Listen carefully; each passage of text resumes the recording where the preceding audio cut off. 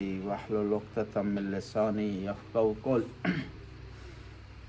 جیسے کہ آپ کے علم میں ہے، ہم پہلے خطبے میں خداوند تعالیٰ کی بھیجی ہوئی تعلیمات سے متعلق بات چیت کرتے ہیں، تو یہاں پر ایک سوال پیدا ہوتا ہے کہ انسان کو دین کی ضرورت کیوں ہے؟ کیوں انسان کے لیے ضروری ہے کہ ایک دین کو فالو کرے؟ اس میں کوئی شک نہیں کہ کوئی انسان بھی دین کے بغیر نہیں ہے۔ حتیٰ جو آدمی دین کو نہیں مانتا، وہ اس کا دین کو نہ ماننا بھی ایک قسم کا عقیدہ ہے۔ ہمارا عقیدہ ہے کہ دین کا ہونا ضروری ہے، وہ کہتے ہیں دین کا نہ ہونا ضروری ہے۔ یہ نہ ہونا بھی ایک عقیدہ ہے۔ اب سوال ہی پیدا ہوتا ہے کہ انسان کو دین کی کیوں ضرورت ہے؟ انسان کی 3 قسم کی ضروریات ہیں۔ ایک انڈیویجولی ضروریات ہیں اس کو لباس کی ضرورت ہے، کھانے کی ضرورت ہے، سواری کی ضرورت ہے، آرام کی ضرورت ہے، یہ اس کی انفرادی ضرورت ہے۔ دوسری اس کو کچھ اجتماعی ضروریات ہیں۔ وہ صورت میں ہے کہ 2 ہوں، 4 ہوں، 5 ہوں، 6 انسان ہوں۔ اکیلے انسان کو اجتماعی چیز کی ضرورت نہیں ہے۔ ایک اکیلا انسان کسی گاؤں میں رہ رہا ہے تو اس کو قانون کی ضرورت نہیں۔ قانون تو تب ضرورت ہے کہ 2 آدمی رہ رہے ہوں، 4 ہوں، 5 ہوں۔ ایک گھر میں اکیلا آدمی رہتا ہے تو اس کو قانون کی ضرورت نہیں پڑتی، لیکن اسی گھر میں 3 آدمی ہوں تو قانون کی ضرورت پڑتی ہے۔ صفائی کس نے کرنی ہے، کھانا کس نے بنانا ہے، بل کس نے ادا کرنے ہیں، سودا کون لائے گا۔ یہ قانون اس صورت میں بنتے ہیں کہ 2 یا 4 یا 3 آدمی ہوں۔ ایک آدمی ہو کیونکہ خود اسی نے سب کرنا ہے، اس میں قرار کی ضرورت نہیں ہے، قانون بنائے یا کوئی چیز ریگل بنائے وہاں پر۔ بس انسان کو قانون کی ضرورت تب پڑتی ہے کہ جب 2 اور 4 یا سے زیادہ افراد ہوں۔ بس انسان کی کچھ ضروریات انفرادی ہیں، انڈیویجول ہیں، کچھ اس کی ضروریات معاشرے کی بنیاد پر ہیں، کچھ اس کی ضروریات معاشرے سے ہٹ کر کے عقلی بنیاد پر ہیں۔ اس کو خوراک مل رہی ہے، کھانا اس کو مل رہا ہے، لباس اس کو مل رہا ہے، معاشرے میں رہ رہا ہے، میل جول اس کا ہے، لیکن وہ چاہتا ہے اس سے ہٹ کر یہ جانے کہ وہ کہاں سے آیا ہے، کہاں اس نے جانا ہے، اور اس نے جواب دہ ہونا ہے ایسے پروردگار کے سامنے کہ جو اس کے دلوں سے واقف ہے، جو اس کی چھپی ہوئی حرکات سے واقف ہے۔ یہی فرق ہے قانون اور دین میں۔ لیکن قانون جب تک قانون کا رکھوالا ہے آپ اسے فالو کرتے ہیں۔ جب تک کیمرہ لگا ہوا ہے سپیڈ کنٹرول میں رہتی، لیکن کیمرہ جو ہی خراب ہو، پتہ چل جائے خراب ہو گیا، سپیڈ بڑھ جاتی ہے۔ لیکن جو دین ہے، جو شریعت ہے، وہ کیمرے کو نہیں دیکھ رہی، رکھوالے کو نہیں دیکھ رہی، وہ ایسے رکھوالے سے متعلق یقین رکھتی ہے کہ جو دلوں کے حال بھی جانتا ہے۔ اور اسی وجہ کہا جاتا ہے کہ دین زیادہ سٹرانگ ہے، مضبوط ہے قانون کی نسبت۔ کس طرح؟ آپ صبح سے شام تک کے روزہ رکھتے ہیں، کوئی آپ کو دیکھ رہا ہوتا ظاہری طور پر؟ نہیں دیکھ رہا ہوتا ظاہری طور پر۔ کوئی آپ کو چیک کر رہا ہوتا ہے؟ نہیں چیک کر رہا ہوتا۔ یہ آپ کے درمیان اور آپ کے رب کے درمیان معاملہ ہوتا ہے، اور آپ بغیر کسی کیمرے کے، بغیر کسی رکھوالے کے صبح سے شام تک آپ کھانا نہیں کھاتے۔ یہ آپ جو نماز کے لیے یہاں آ گئے ہیں، اگر آج نہ آتے تو آپ کو کوئی سزا دیتا؟ ظاہری طور پر نہیں۔ کوئی آپ کو ڈانٹتا؟ نہیں۔ کوئی آپ کو جرمانہ کرتا؟ نہیں۔ لیکن اس کے باوجود بھی آپ آ گئے ہیں۔ اس کی وجہ یہ ہے کہ کیونکہ آپ اس ہستی کی بارگاہ میں آئے ہیں جو آپ کو دیکھ رہا ہے، جس کے ہاں نوٹ ہو رہی ہیں چیزیں، جس کے ہاں ہر چیز ضبط و ثبت ہو رہی۔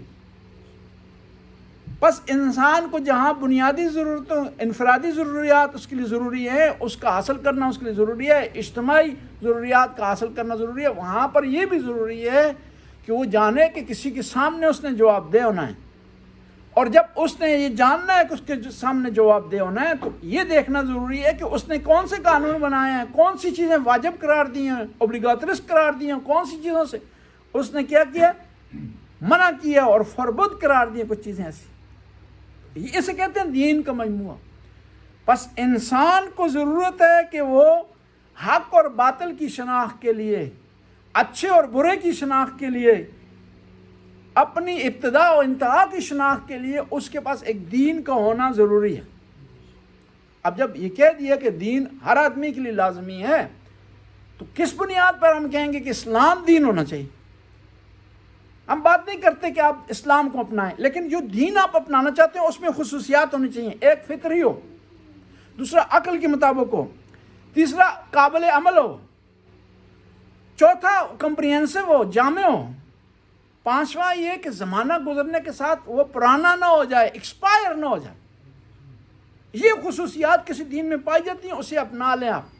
اور یہ خصوصیات، جب ان خصوصیات کی طرف ہم نگاہ دوڑاتے ہیں تو اسلام کے علاوہ کہیں نہیں ملتا۔ یہ واحد دین ہے جو فطری ہے، یہ واحد دین ہے جو عقل کے عین مطابق ہے، یہ واحد دین ہے جو کہ قابل عمل ہے، جس پر عمل کیا جا سکتا ہے، یہ واحد دین ہے جو کمپریہنسو ہے، اور یہ واحد دین ہے جو زمانہ گزرنے کے ساتھ پرانا نہیں ہوتا۔ اس میں ایک خصوصیت رکھتی ہے جسے اجتہاد کہتے ہیں۔ آپ زمانے کے مطابق اس میں چینجز لا سکتے ہیں، بلکہ ضرورت کے مطابق بھی۔ ایک اور چیز بھی اضافہ کر دیں، اسلام واحد دین ہے جس میں کلوز اینڈ نہیں۔ آپ نماز آپ پر واجب ہے، کھڑے ہو کر نہیں پڑھ سکتے، بیٹھ کر پڑھیں، بیٹھ کر نہیں پڑھ سکتے، لیٹ کر پڑھیں، لیٹ کر نہیں پڑھ سکتے، اشاروں سے پڑھیں، کہیں رکاوٹ نہیں۔ روزے رکھنے واجب ہیں، بیمار ہیں بعد میں رکھ لیں، بعد میں بھی نہیں رکھ سکتے تو فدیہ دے دیں۔ وہاں یہ نہیں ہے کہ آپ نے کیا کرنا ہے، یہ نہیں کر سکتے تو آپ نے ہر حالت میں کرنا ہے۔ آپ کھڑے ہو کر نماز نہیں پڑھ سکتے تو آپ نے جدوجہد کرنی ہے، مریں جییں پڑھنی ہے آپ نے نماز کھڑے ہو کر، نہیں، ایسا نہیں۔ یہ اسلام کی خصوصیت ہے کہ اسلام نے مختلف راحل ہمارے لیے پیش کیے ہیں، کلوز اینڈ یہاں پر کسی معاملے میں نہیں ہے۔ بس دین کا ہونا ضروری ہے، اور پھر اسلام واحد دین ہے جو مکمل ہے، قابل عمل ہے، انسان کی عقل کے مطابق ہے، انسان کی فطرت کے مطابق ہے، اور یہ پرانا نہیں ہوتا، اور یہ جامع اور کمپریہنسو اور مکمل ہے۔ اب یہ جو اسلام ہے اس کی بنیاد کن چیزوں پر ہے؟ کون سے اس کے پلر ہیں جن کا جاننا ضروری ہے، جن کے بغیر چارہ نہیں ہے؟ پیغمبر فرماتے ہیں بنی الاسلام علی خمسہ، اسلام کو بنیاد 5 چیزوں پر ہے، نہ زیادہ نہ کم۔ یہ 5 چیزیں گویا آپ اسلام میں داخل ہو گئے ہیں، پھر اس کے بعد اضافہ ہوتا رہے گا، بہتری ہو جائے گی۔ جس طرح کہتے ہیں نا، جتنا گڑ پاؤ اتنا ہی میٹھا، بشرطے کہ شوگر کی بیماری نہ ہو جائے۔ ایک بعض قانون ابھی نئی ٹیکنالوجی سے آنے کے ٹوٹ گئے ہیں جی۔ کون سے جی؟ اللہ ان یوحد اللہ، پہلی شرط یہ اسلام میں کہ اللہ کو ایک مان۔ سارے گناہ معاف ہو سکتے ہیں لیکن شرک والا گناہ معاف نہیں ہوتا، پہلی شرط یہ۔ انسان 1000 رکعت نمازیں پڑھے، روزے رکھے، حج پر جائے، لیکن توحید کا اقرار نہ کرے تو وہ سارے اس کے اعمال رد کر دیے جائیں گے۔ اور پھر توحید صرف ذات میں نہیں ہے، توحید صفات میں ہونی چاہیے، عمل میں بھی ہونی چاہیے۔ کس طرح؟ توحید کی 3 قسمیں ہیں۔ خدا کو ایک ماننا، توحید ذاتی ہے۔ صفات میں ایک ماننا کہ کچھ صفات صرف خدا کے پاس ہے، کوئی اور کسی اور میں خاصیت و کوالٹی نہیں پائی جاتی ہے۔ زندہ کرنا، مارنا صرف خدا کی خاصیت ہے، خدا کی خصوصیات، خدا کے اوصاف میں سے ہے، خدا کی صفات میں سے ہے۔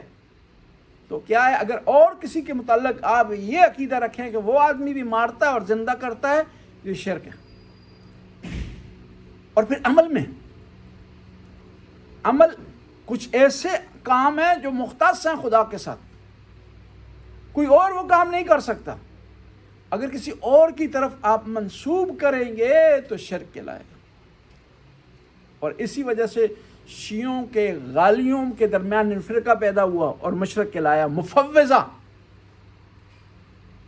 ان کا عقیدہ یہ ہے کہ خدا نے کائنات کو بنایا، خلق کیا، اس کے بعد آل بیت کے حوالے کر دیا، اور نعوذ باللہ اب خدا کے کنٹرول میں کوئی چیز نہیں ہے، نعوذ باللہ صرف آل بیت کے کنٹرول میں۔ یہ کیا شرک ہے۔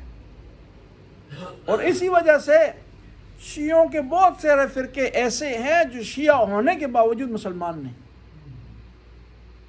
غلات کی کئی قسمیں ہیں، نصیری غلات میں آتے ہیں، علوی غلات میں آتے ہیں۔ اس کے علاوہ یہ آغا خانی غلات میں آتے ہیں، یہ مشرک کہلاتے ہیں۔ یعنی اس حوالے سے اہل سنت کا ذبح کا کیا ہوا ہم کھا سکتے ہیں، ان کا ذبح کیا ہوا ہم نہیں کھا سکتے۔ اہل سنت سے شادی بیاہ کیا جا سکتا ہے، لیکن ان سے شادی بیاہ نہیں کیا جا سکتا، کیونکہ اسلام سے خارج ہے۔ بعض کو لوگ سوال کرتے ہیں، کہتے ہیں مولانا صاحب آپ نے کہا کہ شیعہ اور مشرک، یہ کس طرح ہو سکتا ہے؟ جواب اس کا ہے کہ شیعہ کی ڈیفینیشن یہ ہے کہ من فضل علی، شیعہ وہ ہے جو علی علیہ السلام کو فضیلت دے دوسرے اصحاب پر، پیغمبر کے، اور اب فضیلت دیتے ہوئے بعض کا خدا بنا لے تو پھر مشرک ہو جائے گا۔ فضیلت دیتے ہوئے وہ صفات جو خدا کے ساتھ خاص ہیں مختص کر دے اہل بیت کے ساتھ بھی، مشرک کہلائے گا۔ پس اسلام کی بنیاد میں پہلا یہ ہے کہ آپ توحید کا اقرار کریں، وَإِقَامَ الصَّلَاةِ، دوسرا یہ ہے کہ آپ نماز قائم کریں، اور عبادتوں کا نچوڑ نماز، ان قبلت ما سوا وَإِن ردت ما سوا، نماز قبول ہو جائے گی دوسرے عمل قبول ہوں گے، نماز ریجیکٹ ہو جائے گی دوسرے عمل ریجیکٹ ہو جائیں۔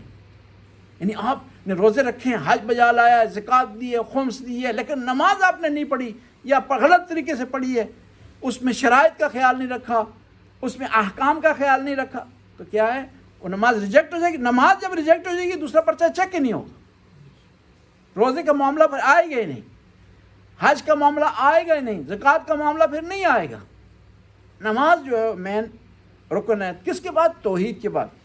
وَإِيتَاءَ الزَّكَاةِ، اور یہ دوسرا ہے کہ ایتاء الزکوٰۃ، دوسرا یہ ہے کہ نماز کے بعد جو دوسرا رکن ہے کہ زکوٰۃ اب ادا کریں۔ اب زکوٰۃ میں یہ ہے کہ شیعہ سنی میں اختلاف ہے کہ اہل سنت میں زکوٰۃ پیسوں پر ہوتی ہے، ہمارے یہاں اجناس پر ہوتی ہے، گندم پر ہے، جو پر ہے، کھجور پر ہے، بھیڑ پر ہے، اونٹوں پر ہے، مال مویشی پر ہے، اور یہ آدمی کوئی نہیں ادا کر رہا تو گویا وہ اسلام کے ایک رکن کو جو ہے وہ نقص کر رہا ہے اس کا۔ وصیام الرمضان، اس کے علاوہ یہ ہے کہ رمضان کے روزے رکھے جائیں۔ پھر کیا ہے؟ والحج وَلِلَّهِ عَلَى النَّاسِ حِجُّ الْبَيْتَ مَنِ اسْتَطَاعَ إِلَيْهِ سَبِيلًا، کہ جو آدمی استطاعت رکھتا ہے، استطاعت مالی، استطاعت بدنی رکھتا ہے اور راستے بھی کھلے ہوئے ہیں، پھر حج بجا نہیں لاتا تو وہ آدمی گناہگار ہے۔ اور استطاعت ہر آدمی کی اپنی حیثیت کے مطابق ہے۔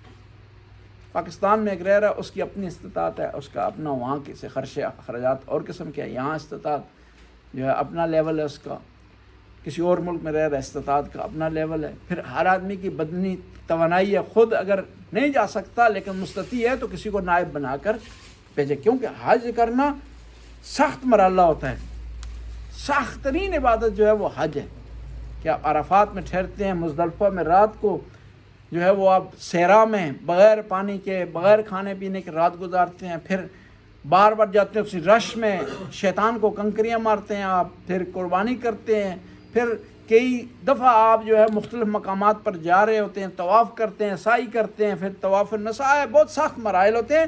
بعض لوگوں کے بدن، ان کا جسم، ان کی باڈی اجازت نہیں دیتی کہ اتنی لمبی سٹرگل کر سکیں، تو اس میں یہ ہے کہ وہ کسی اور کو نائب بنا کر بھیج دیں۔ بسم اللہ الرحمن الرحیم۔